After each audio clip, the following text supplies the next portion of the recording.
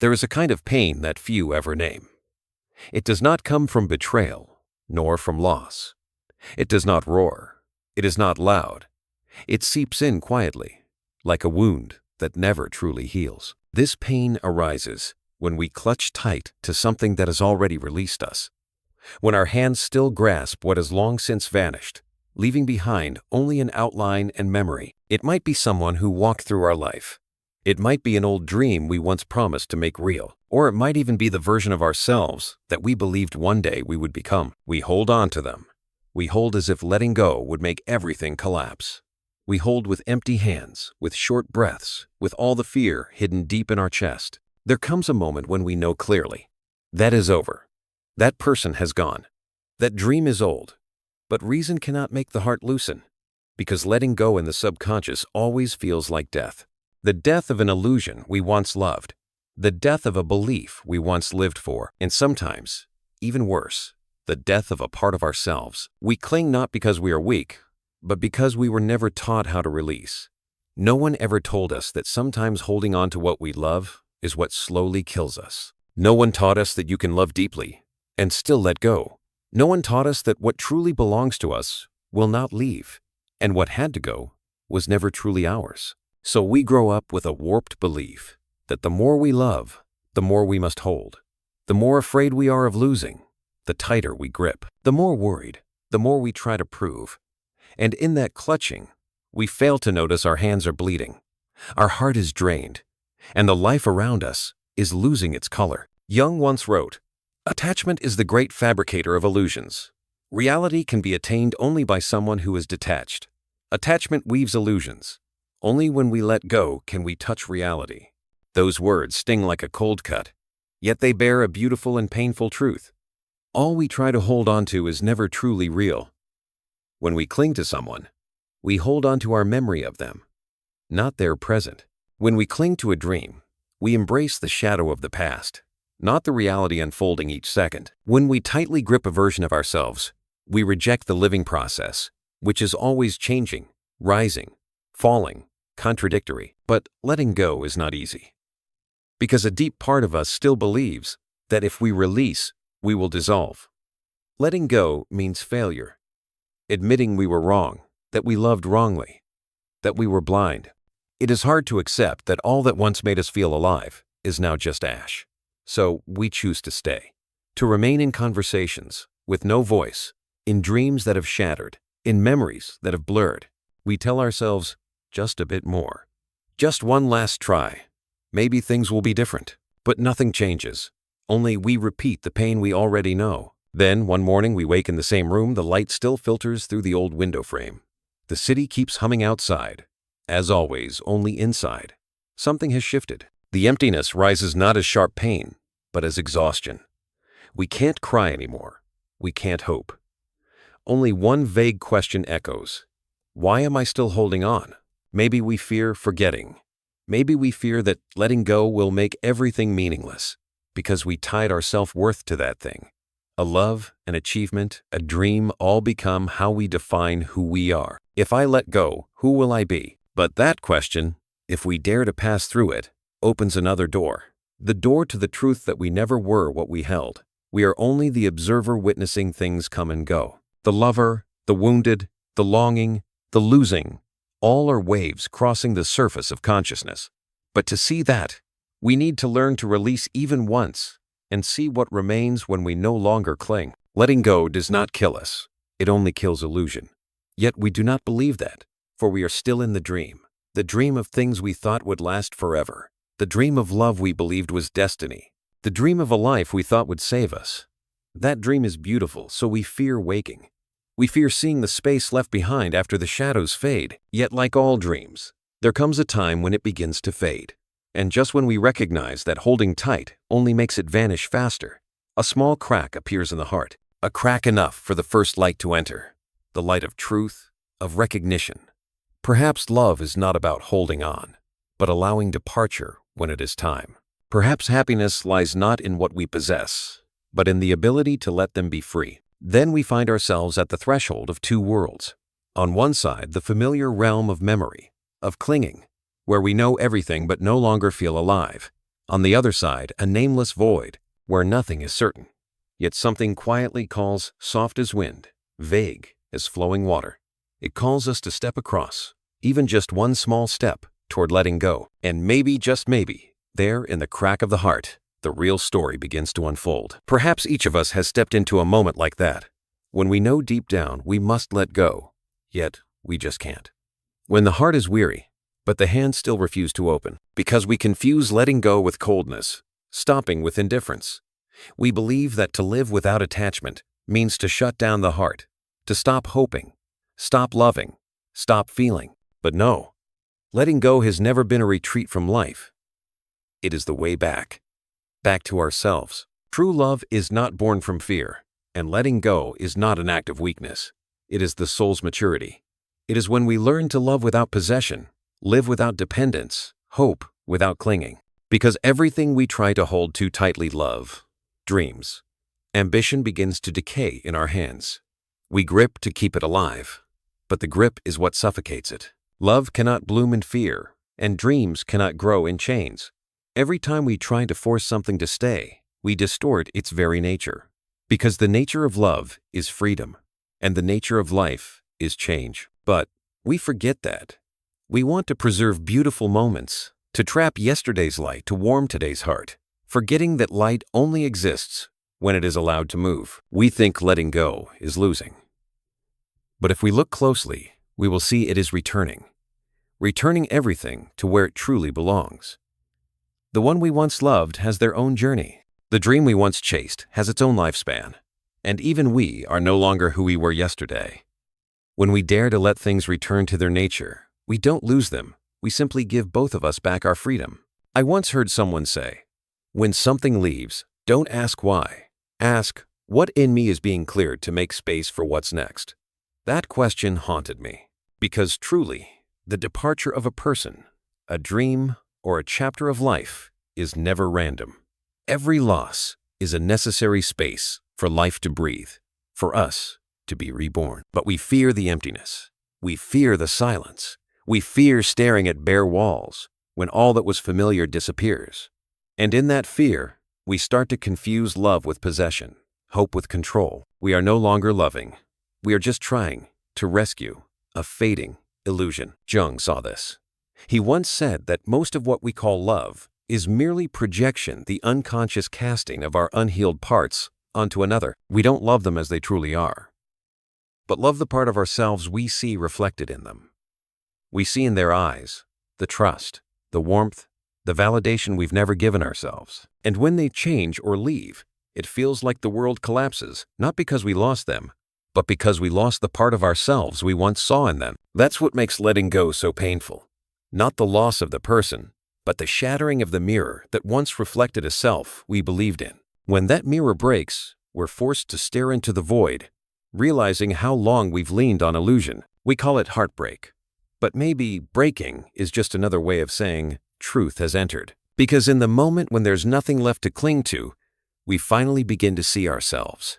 No longer the one trying to hold on, but the one learning to open their hands. No longer the seeker, but the one beginning to remember.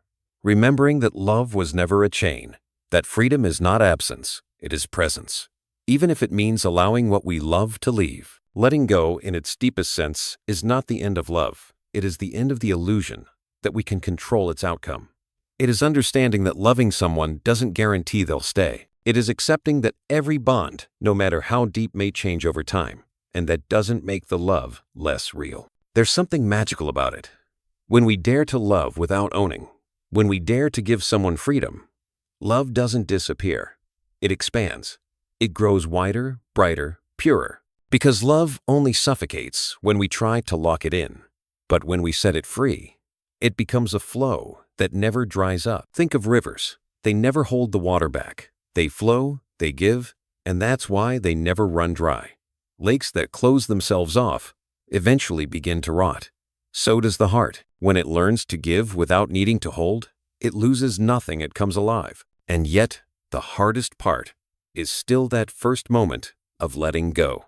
That silent second when we realize nothing can be saved anymore, yet we lack the courage to walk away. That moment feels like standing at the edge of a cliff, knowing there's nothing behind us but ashes, and nothing ahead but empty space. We tremble, hesitate, and then, sometimes all it takes is one deep breath, one tiny step, and we fall not off the cliff, but into ourselves. That is the beginning of freedom.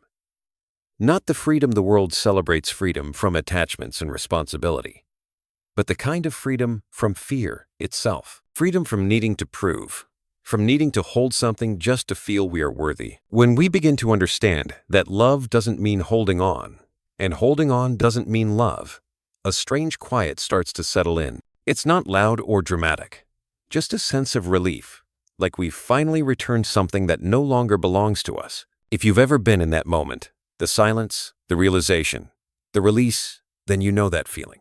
The feeling of both loss and gain, of falling apart and being reborn. Like when a dewdrop vanishes in the sunlight, it is no longer a drop, but it hasn't disappeared. It has become part of the light. And maybe that's what Jung meant when he spoke of detachment, not cutting off, but dissolving, not resisting the current of life, but finally flowing with it. We can't hold on to light with our hands, just as we can't hold someone with fear. Everything that truly belongs to us will find its way back, and everything that leaves is only teaching us how to love deeper without needing to possess. When we begin to understand this, the heart softens.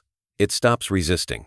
It no longer strains to fight loss, and in that fragile stillness, a new truth slowly reveals itself, that the real reason we cling was never love. It was fear. Fear of being alone. Fear of not being enough.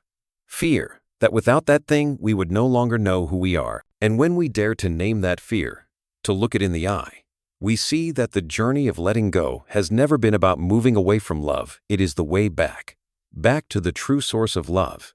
Not love that clings, but love that sets free. Right there, at that fragile edge, where love meets fear, where the heart begins to melt instead of fight, we realize that the next step is not about learning to hold on less, but learning to look deeper into what we're afraid to lose. Because only when we understand the root of that fear can we finally learn how to open our hands for real. There are nights when you lie still in the dark, no more tears left to cry, yet your heart feels heavy, like something unspoken is trapped inside. There is no more anger, no more hope, only a tightness in your chest, as if you're clinging to something already dead, trying to breathe life into a connection that no longer breathes.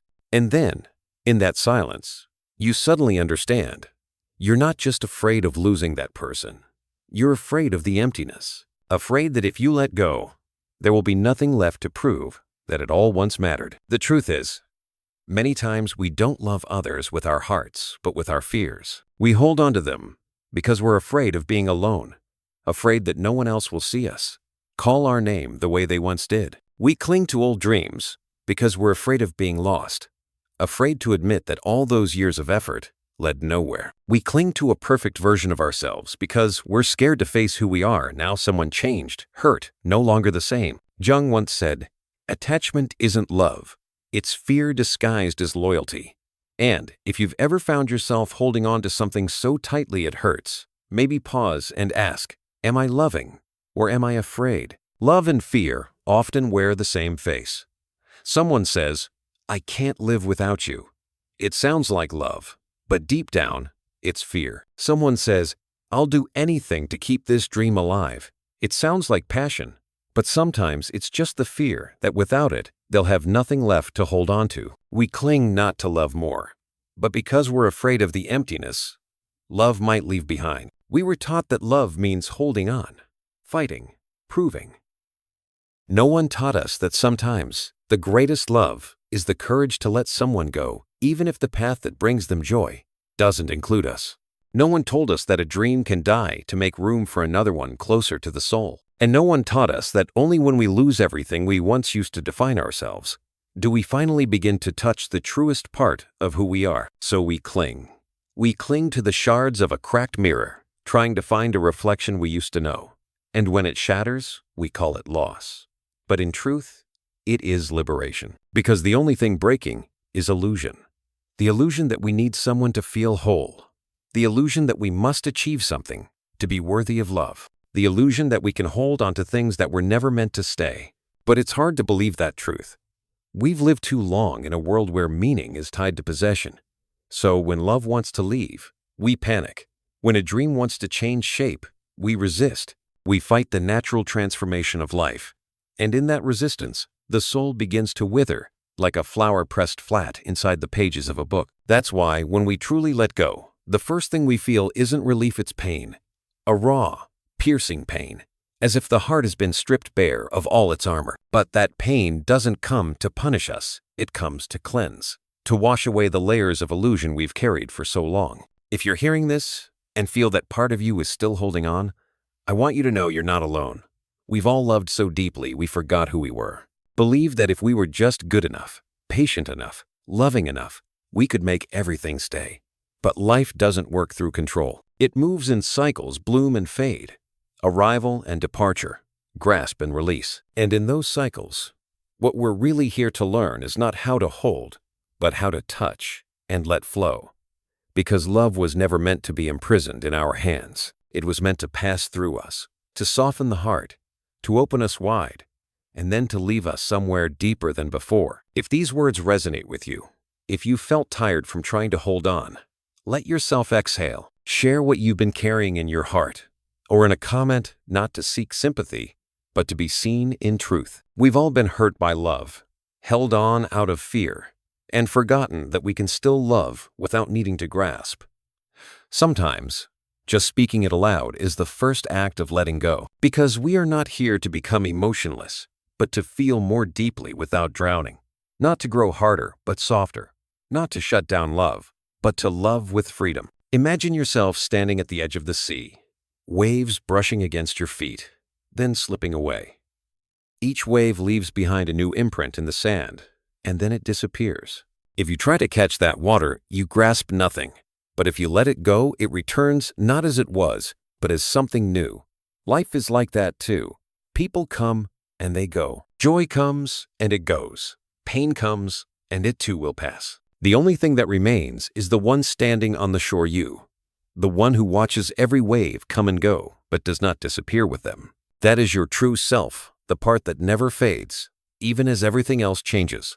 And only when you realize that, can you truly love without fear. Because real love never promises to stay forever. It only promises that while it's here, it will make you feel truly alive.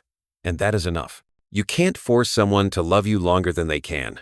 Just like you can't force an old dream to stay alive just because you once swore you'd make it real. The more you push, the more it breaks. The more you fear, the more it hurts. The more you hold on, the further you drift from yourself. But the miracle is this: once you dare to let go, something begins to sprout beneath the ashes. A part of you, long buried under fear, starts to breathe again. A faint, trembling light begins to rise, real and fragile and full of grace. That is your soul finding its way home, no longer chasing a certain image, no longer seeking someone to reflect you, just silence. And in that silence, a small question echoes, with no answer, only a breath. If I no longer need to hold on to anything, who will I be? That is the moment of awakening. No longer the panic of fear, but the expansion of awareness. And as you stand in that moment, you begin to feel everything. Love, dreams, loss, fear blending together, dissolving and leaving behind a wide, quiet space within. That space is where you begin to see. Letting go is not losing it, is returning. Not coldness, but warmth of a different kind. Deep, quiet, and free. And then, as your heart begins to soften, you see something you've never clearly seen before. Every fear you've ever carried, everything you've ever clung to, they were never the enemy. They were calls from the part of your soul that longs to be remembered. Because behind every fear is a need to be loved, to be seen, to be accepted. And when you finally sit with that fear, not pushing it away, but meeting it with a gentle gaze, you'll hear the first whisper of freedom. That is the door opening the place where the real journey begins. When you stop running from fear and start having a conversation with it, face to face, with tenderness. Sometimes we think we're holding on to love, but really, we're clinging to the story about ourselves that we've wrapped around it. Every person we've loved, every dream we've chased, every role we've played, they are not just memories. They are fragments of the identity we've built to answer the question, who am I? So when someone leaves, or when a dream collapses, the pain doesn't just come from losing them. It comes from the collapse of the inner narrative we've been holding on to in order to survive. From the moment we are born, we begin weaving an invisible fabric. Each thread is a belief, a relationship, an achievement, a memory. We weave it for years, believing it is me. But that fabric is fragile. Just one thread unravels a broken love, a failed dream, a rejection, and the whole structure begins to shake. And when it tears, we panic. Because if we're no longer wrapped in that fabric, if we lose the things we once used to define ourselves, then who are we? Jung called this the ego complex, a web of images, roles, memories, and illusions we associate with our identity. It isn't evil. It's necessary for navigating the material world. But the problem arises when we forget that the ego is temporary. It's like clothing for the soul necessary to function, but not the soul itself. Yet we fear removing it, thinking that if we lose it, we'll disappear too. We say we're afraid of losing others, afraid of failure, afraid of change. But look deeper. What we truly fear is losing ourselves, the self that was built around those things. When someone loves us, we feel seen. When work goes well, we feel valuable. When the dream is alive, we feel directed. So when any of it falls apart, the pain is not just about losing that. It's about feeling like we are unraveling. That's why some people can leave our lives and leave a mark that lasts for years. Not because they were extraordinary, but because they once held a version of us in their eyes, a version we believed in. When they leave, the mirror shatters. And in that emptiness, we start to tremble. The ego hates emptiness. It hates uncertainty. It craves a label, a story, a clear ending. I am good. I am successful. I am loved. These identities keep us standing, but they also keep us trapped within the walls of self-definition. When just one part of that wall crumbles, the ego panics and tries to rebuild.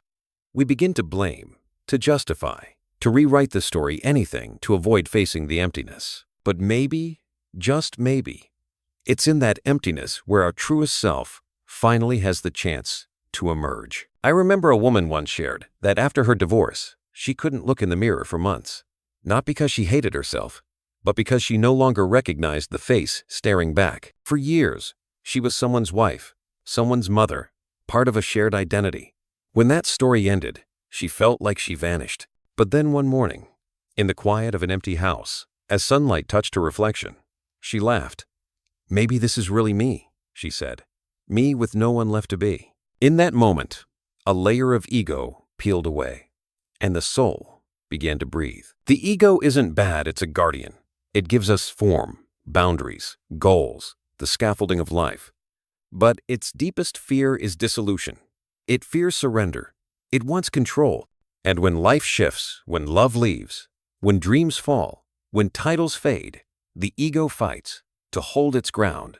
It whispers, if you let go, you'll have nothing. But that voice belongs to fear, not to truth. The truth is, we only lose what was never meant to stay. What is real love, clarity, the soul cannot be lost. It's only hidden beneath the layers of identity we've mistaken for truth. But to see this, we must pass through the barren land, the space of not knowing, the space of, I'm not sure who I am anymore. It's the space most people fear because it feels like death. Jung once wrote, the death of the ego is the birth of the soul. And indeed, every awakening begins with the unraveling of who we thought we were. When the ego trembles, it feels like we're losing everything.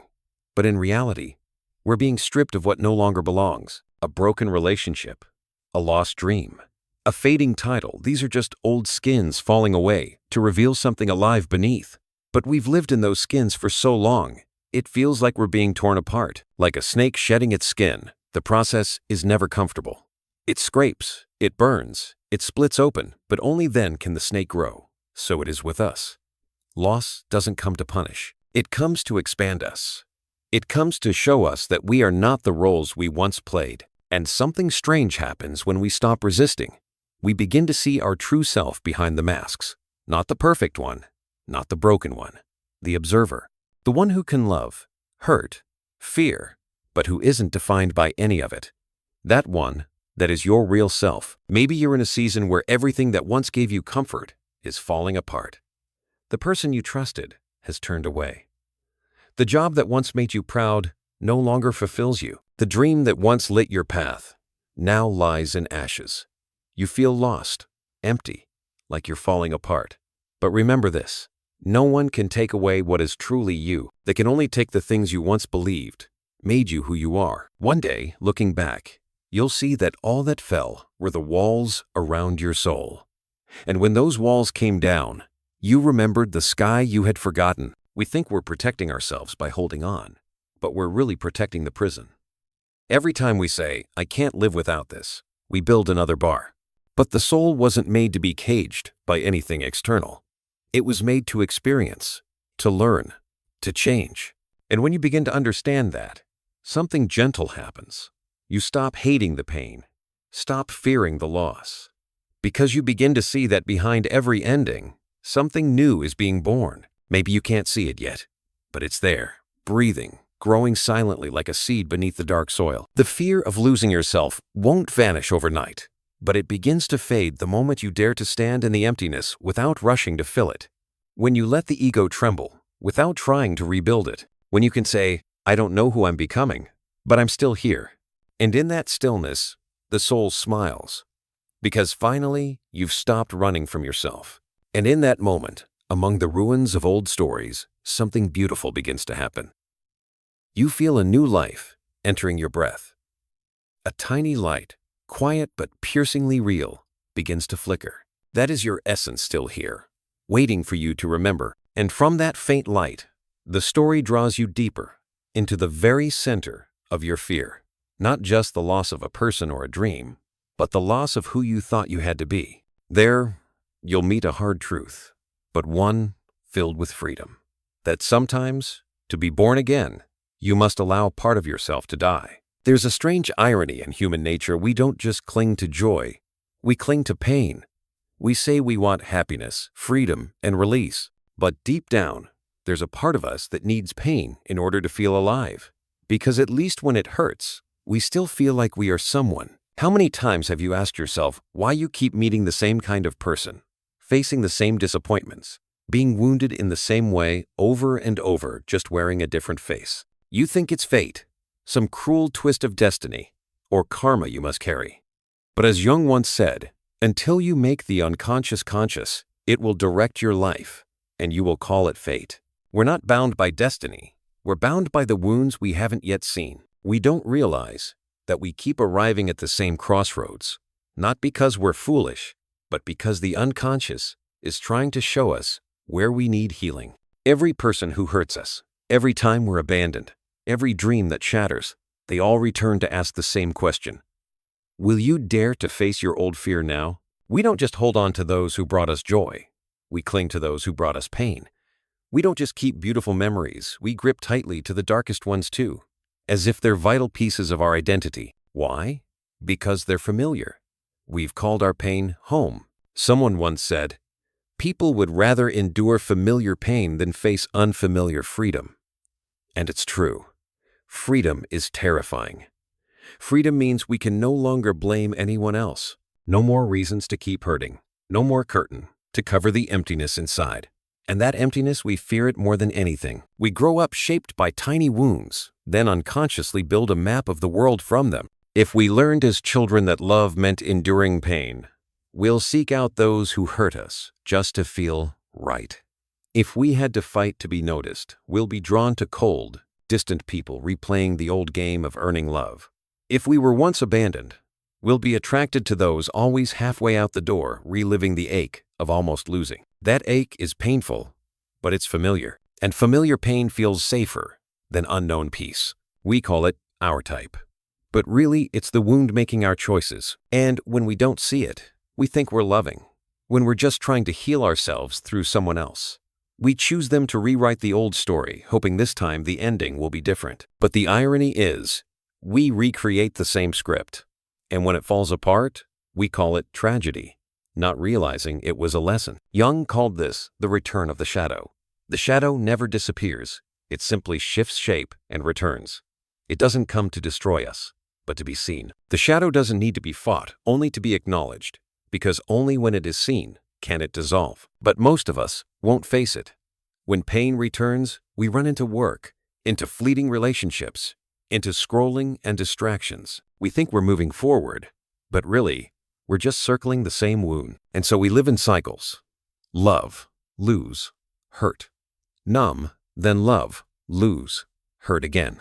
A closed loop, until one day we pause, take a deep breath, and ask, what am I meant to learn here? That moment, the moment of awareness, is the beginning of freedom. No need to blame, no need to justify. Just look straight at the old wound and say, I see you now. Because the truth is, we don't need to get over the pain. We just need to let it be, without letting it define us. We are not the pain. We are the one experiencing it. It's like watching a child cry. You don't scream at them to stop. You sit beside them, place a hand on their back, and whisper, it's okay. Cry if you need to. When you do this for yourself, for the hurt part of you, something beautiful happens. The pain softens. It no longer has to scream to be heard. Letting go isn't just about releasing others. Sometimes it's about releasing the story we keep telling ourselves about our pain. The story that says, I'm always the one who's left. I'm the failure. I'm unlovable. Those are not who you are. They're just passing chapters in your journey. There will be days when old memories return the words, the moments, the images that once shattered your heart. Don't resist. Let them pass through, like a wave. That wave isn't here to drown you. It's here to cleanse. When you allow the pain to move through your body, without shutting it down, it dissolves. Not because you forget, but because you finally understand its meaning. You realize the pain was just the form your soul chose to awaken you. Maybe you've lost many things, many people. Maybe you've fallen so hard you believed you'd never rise again.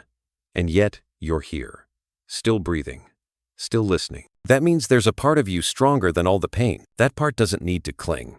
It just needs you to remember you've never been completely broken. You've only been shedding the layers that no longer fit. Letting go isn't a logical act. It's a softening of the heart. It's the moment you stop wrestling with what's already gone.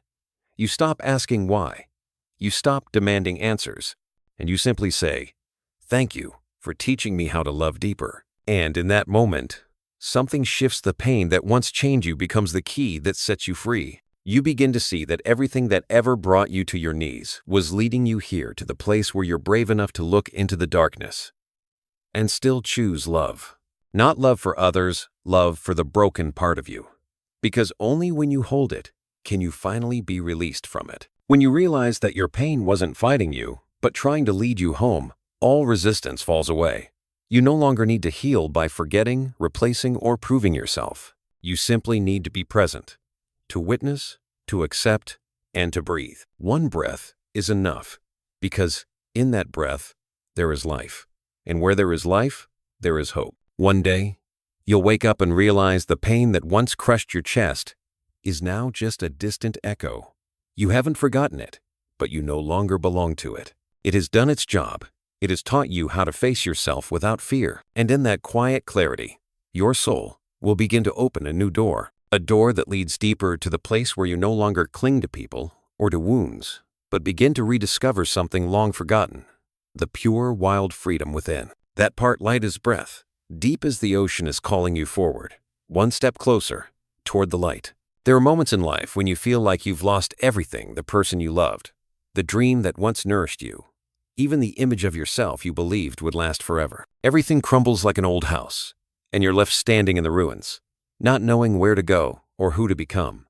Yet strangely, in that very moment of collapse, something inside you begins to bloom. A new breath, soft and fragile, but real. It's not loud, not radiant, just a quiet sensation as if, for the first time in years, you can hear your own voice. Not the voice of fear, not the ego scrambling to rewrite the story, but a deep echo in your chest whispering, I am still here. Maybe this is what Jung called individuation, the rebirth of the soul.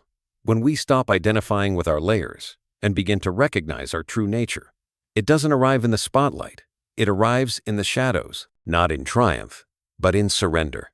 Because only when all that is false falls away does the soul have space to breathe. We've grown used to defining ourselves by external things: work, relationships, reputation, validation. We call these things my life. But all of them can disappear, and when they do, we think we've lost everything. But in truth, we've only lost the shell that held us captive. To see that, though, we must walk through a kind of death, not the death of the body, but the death of illusion, the death of the me who believed happiness meant having, who thought love required possession, who lived through labels, roles, and expectations. When those identities fall away, you feel empty. There's nothing to hold on to, no one to call, no reason to keep going. But if you're brave enough to stand in that emptiness, without rushing to rebuild your life, without scrambling to reconstruct your ego, something miraculous happens. You begin to see that the emptiness isn't as terrifying as you imagined. It isn't nothingness. It's space.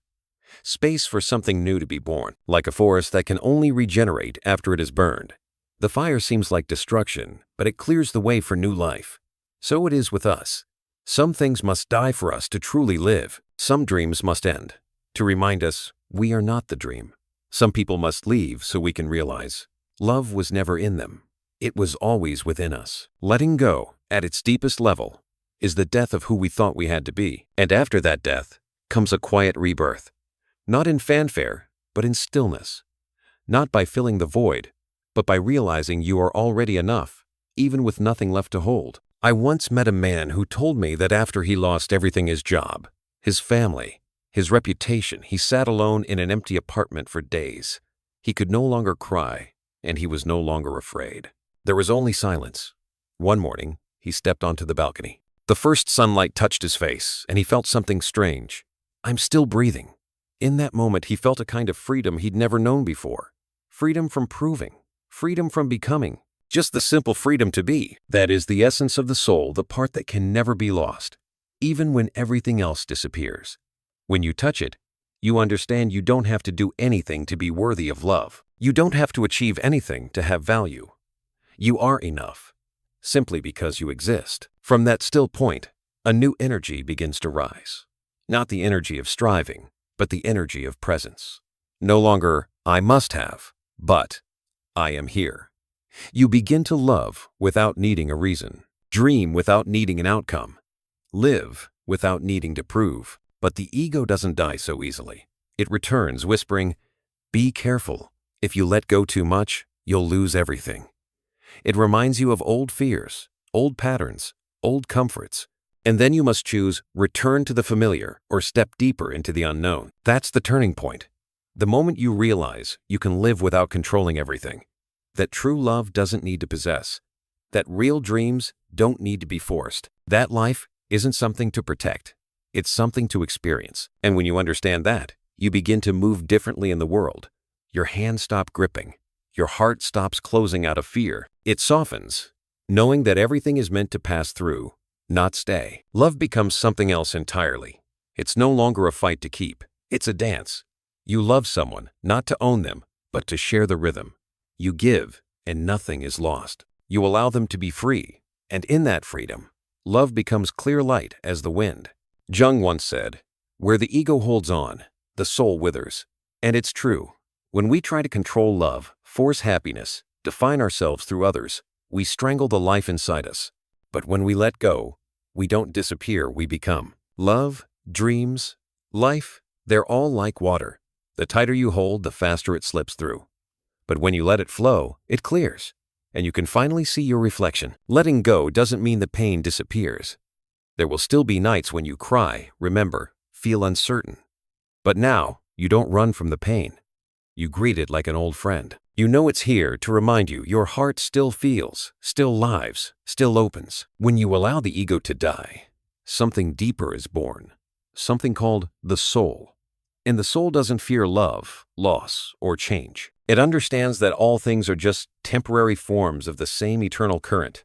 It doesn't love to hold it, loves to witness. And when you live from that place, you become light. Not because life is easier, but because you no longer resist it. You stop asking, why is this happening to me? And start asking, what is this teaching me?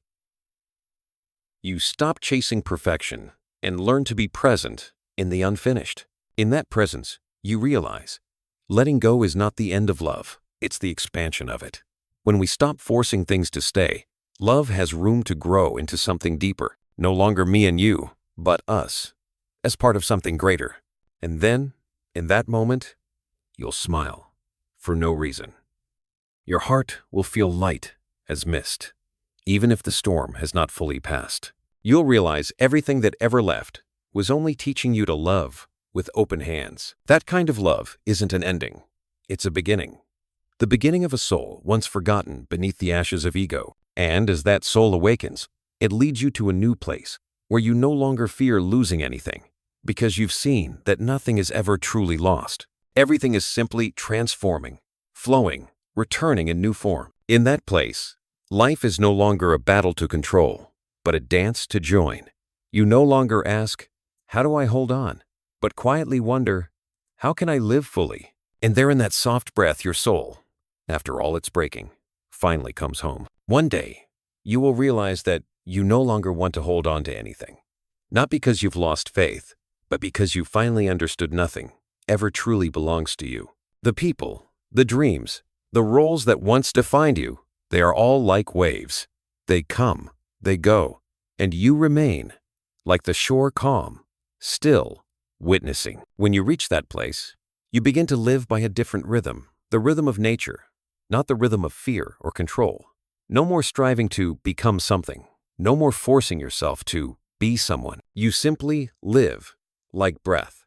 And in that simplicity, something profound happens. You feel free. Freedom doesn't come from having everything.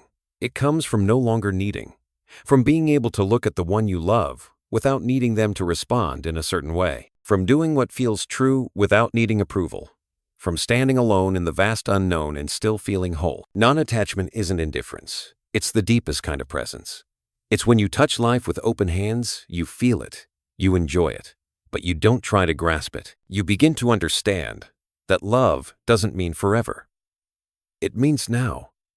It's looking at someone and truly seeing them without thinking about the day they might leave. It's living a moment fully without fearing when it will end, because everything will end. But if you're fully present, it will leave an imprint on your soul, and that never fades. There is a subtle difference between letting go and giving up. Giving up is an act of fear. Letting go is an act of love.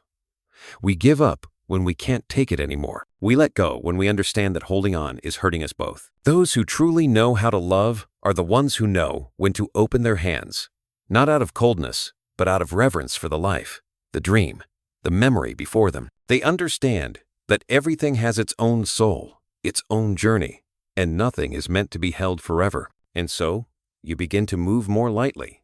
You no longer cling to yesterday's happiness. You trust that joy, like the sun, will rise again, just not in the same place. You no longer need everything to repeat in order to feel safe. You begin to trust change. You begin to trust impermanence. When you trust impermanence, you no longer fear loss. Loss is just another form of motion. Death is simply a transformation of life. And love, even when it ends, continues in a new form, like light that never truly disappears, but shifts into something your eyes can no longer see. When you understand this, you stop chasing certainty. Instead, you learn to dance with the unknown. Life is no longer a path you must fully map, but a river you must feel, bend by bend. You love deeply, but without chains. You dream boldly, but without fear of falling. You give freely, without needing return, because you know, everything you give flows back not in the same way, but in the way life intends. Jung once said, "What you resist persists. What you embrace transforms." That truth begins to live in you. When you stop resisting life, stop trying to make everything stay, everything begins to move freely, including you. Now, you can look back at what once broke you, that person, that past, that dream, and smile. Not with bitterness, not with regret, but with understanding. They weren't here to complete your story. They were here to wake you up, to teach you how to love without fear, how to lose and still be whole. You see now that everything that ever fell apart was a sacred ritual of the soul.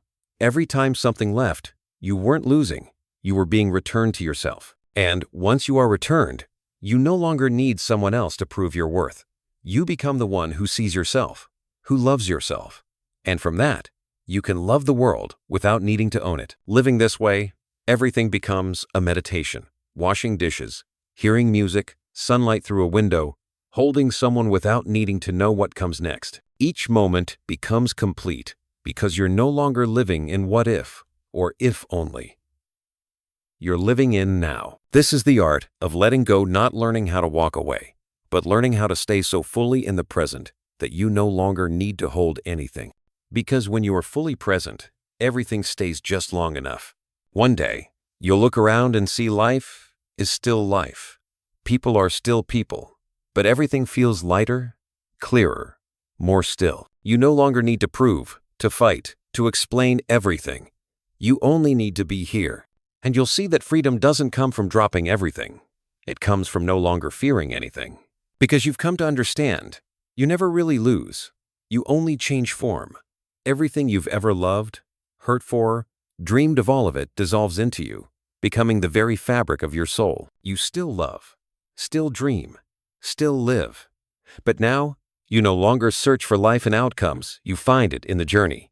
You no longer seek love in possession, but in sharing. You no longer seek yourself in titles, but in presence. And that's when you become the river, no longer trying to hold the water, just flowing. You no longer fear the rain, or the dying of autumn, or time washing away what was beautiful. Because you know you are the flow itself. You never stop. You are never lost. You may still feel pain the human heart was made to feel, but now you know how to let the pain pass through, instead of live inside you. You know how to face fear and smile, saying, I see you. That's when you've truly grown, not in years, but in soul. Letting go doesn't make you cold. It makes you deep. It teaches you to love like a river, passing through all things, embracing everything, then moving on without losing anything. And if you listen closely, in the quiet of your heart, you'll hear it, a small whisper from the universe, welcome home. Because in the end, letting go is not departure. Letting go is return to yourself, to the part of your soul that's always been waiting for you to stop. And remember, you were never truly lost. You've been here all along. And now, for the first time, you are truly living with open hands, a quiet heart, and a soul that is free. Thank you for staying with me until the very end of this story. If this message touched your heart, please give it a like, subscribe to the channel, and turn on the notification bell so you'll never miss the next journey we take together. Your support means the world to me.